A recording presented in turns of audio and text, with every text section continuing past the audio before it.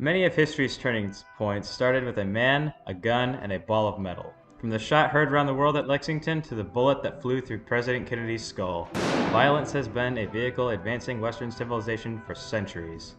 Europe's history was one of petty rivalry and war, where power equated to virtue and negotiation equated to weakness. Warring kingdoms became warring nations and peoples became countries, but through all, the bitterness remained. As the world progressed forward, the guise of sensibility began to wear once more. And on a fateful day in June 1914, another one of history's great volleys occurred. This would be more than a shot heard round the world. This would be the shot to go through it. It's hard to say where the origin of Archduke Franz Ferdinand's assassination came into being, but nationalism was surely the cause. Italy and Germany had recently unified into nation-states, with Bulgaria close behind.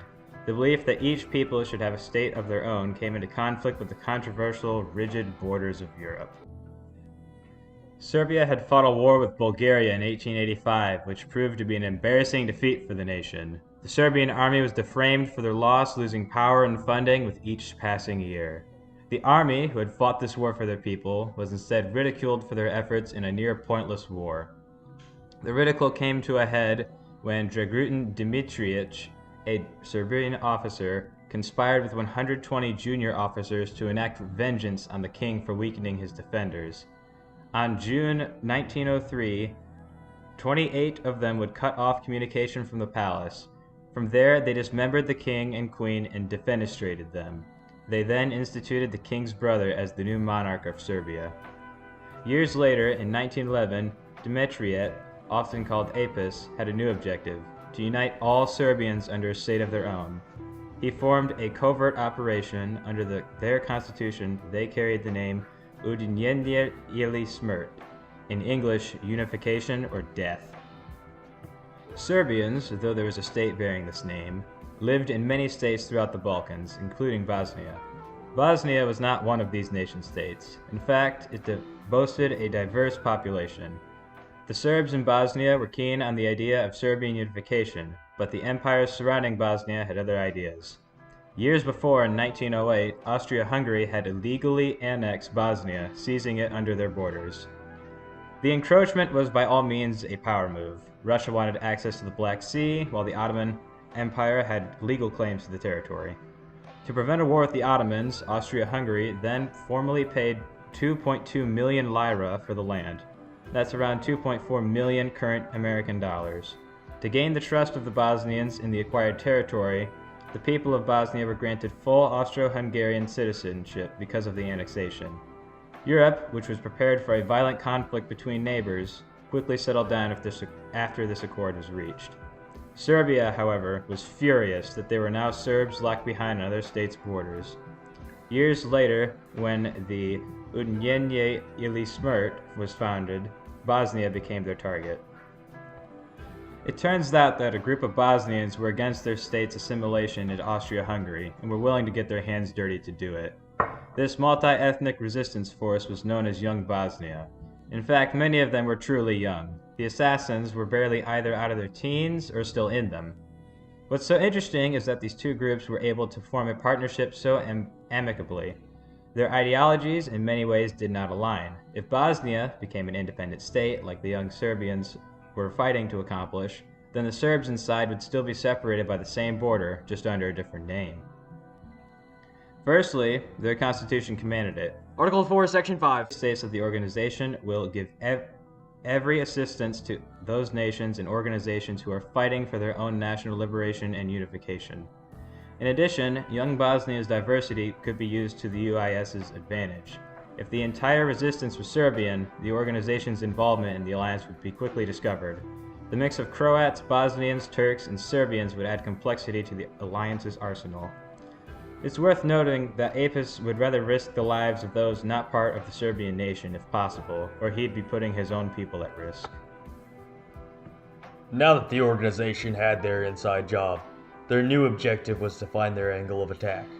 The UIS needed to carefully orchestrate their assault to divorce Bosnia from Austria-Hungary, and they found that there was a central figure on which the empire solely relied. Archduke Franz Ferdinand was the heir to the throne of Austria-Hungary, as the king had no next of kin.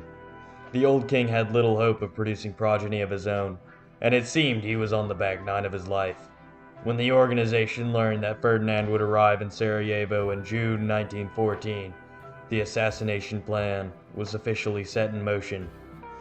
Young Bosnia hired a group of Bosnian Serbs to carry out the murder. Among them were Gavrilo Princip and Nedeljko Kabrinović. The assassins were taken into Serbia and trained with bombs, grenades, and pistols. In May, they were sent to Bosnia to intercept the Archduke, with orders to ingest cyanide in case of failure. Unfortunately, the Serbian government heard of the plan, so the Prime Minister, caught between his allegiance to the people and the safety of the continent, gave a minimal effort to stop the assassins, and then gently warned Austria-Hungary after the assassins escaped into the country. June 18th, the Archduke entered a motorcade that was to deliver him to Sarajevo's city center. Along the way, the car encountered 7 assassins, only one of whom engaged. Kabrinović threw a bomb at the Archduke, but he deflected it before it exploded, and the car behind him and 12 surrounding bystanders were hit instead. After this, the other assassins decided not to act, as they simply believed Kabrinović's attack had succeeded. Or so they thought. Kabrinović was unable to escape the scene, and he desperately searched for a way out. He saw a nearby river, swallowed his cyanide, and leaped into it. His escape plan was further complicated by 2 factors. For starters, his cyanide had expired, so instead of killing him, it caused him to vomit. This was after he had realized that the river he jumped into was only inches deep at most, breaking both of his legs. From a historical standpoint, it's remarkable these assassins were able to complete their objective. A twist of fate would give the Black Hand a second chance. After his speech, the Archduke planned a detour to avoid more potential assassins. He sought to backtrack to the hospital to see the people that were injured by Kabrinović's bomb. However, he did not inform his driver of his decision, and when the driver finally discovered that his route had changed, the car stalled as he stopped. 5 feet away was Gavrilo Princip, reeling from his previous failure. Immediately, Princip rushed the car, firing 2 bullets at the Archduke, one accidentally hitting his wife and killing her in the process. Princip was quickly restrained, but the damage was done. The couple was rushed the rest of the way to the hospital, but the staff was unable to save them. The assassins, though successful, met just as cruel a fate as the Archduke.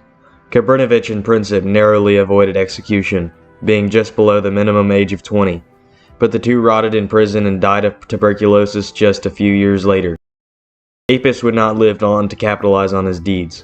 In 1917, he was executed by the Serbian government for treason against his own people, an ironic sentence for his attempt to unify them. There were no winners here. Both sides made crippling blunders, with Austria-Hungary's being just slightly more critical. Ultimately, Serbia and Austria-Hungary were not even central powers in the World War that followed. The claiming hands that ended Austria-Hungary's heir also cut the taut cords binding Europe together. In fact, it only took 30 days for a full-scale war to break out in Europe, eventually spreading chaos throughout the world. After the Germans sided with Austria-Hungary, they employed what was coined the Schlieffen Plan, named after General Alfred von Schlieffen, in which Germany would quickly invade neutral Belgium. This led to the entry of Britain, France, and Russia as what would become the Triple Entente. Eventually, the US joined the alliance in 1917 to help finish the war. The Allied victory and Treaty of Versailles crippled Germany economically and turned it into the Weimar Republic.